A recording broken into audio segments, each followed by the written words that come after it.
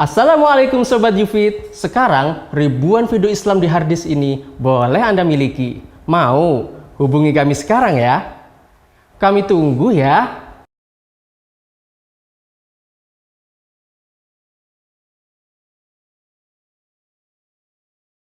Nah, tentang masalah niat seperti itu, kemudian permasalahan yang kedua adalah permasalahan imsak, yaitu menahan diri dari segala pembatal puasa. Inilah yang juga termasuk rukun. Menahan dirinya itu mulainya kapan? Lihat yang tertera pada surat Al-Baqarah ayat 187. Allah Subhanahu wa taala berfirman, "Wa kulu washrabu hatta yatabayyana lakumul khaytul abyadu minal khaytil aswadi minal fajar, tsumma atimmus siyama ilal lail." Makan dan minumlah kalian sampai terang benang putih di antara benang hitam, yaitu datangnya waktu fajar subuh. Kemudian sempurnakanlah puasa sampai malam hari. Sempurnakanlah puasa sampai malam hari. Waktu imsak di sini dijelaskan sangat-sangat jelas, yaitu mulai dari terbitnya fajar subuh, yaitu azan subuh, sampai datang malam, yaitu tenggelamnya matahari. Maka penetapan waktu imsak yang benar berdasarkan ayat ini, ayat Al-Quran yang tegas, dimulai dari azan subuh sampai tenggelamnya matahari, bukan dari 10 menit sebelum azan subuh. Ayat Al-Quran tidak bisa dibantah.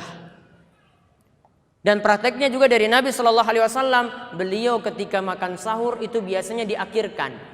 Bahkan disebutkan oleh Zaid bin Thabit, Nabi SAW itu makan sahur, jaraknya antara beliau makan sahur sampai iqamah sholat subuh itu cuma sekedar membaca 50 ayat Al-Quran. Kalau mau dihitung-hitung itu cuma 10 menit. Ini artinya Nabi SAW benar-benar akhirkan waktu makan sahur tadi. Dan ini menunjukkan juga sholat subuh kadang dipercepat. Artinya azan beberapa menit kemudian langsung iqamah. Ya. Ini juga jadi pendalilan seperti itu.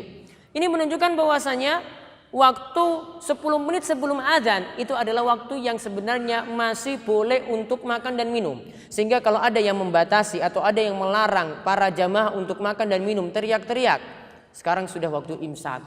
Ya, selamat menunaikan ibadah puasa. Mana yang bilang ini menunaikan ibadah puasa itu masih tetap halal untuk makan dan minum? Karena ayat Al-Quran menyatakan dengan tegas, makan dan minumlah sampai datang fajar subuh. Datang fajar subuh berarti baru berhenti. Makan dan minum ini ditahan sampai tenggelamnya matahari. Nah, itu baru mulai lagi untuk makan lagi setelah tenggelamnya matahari.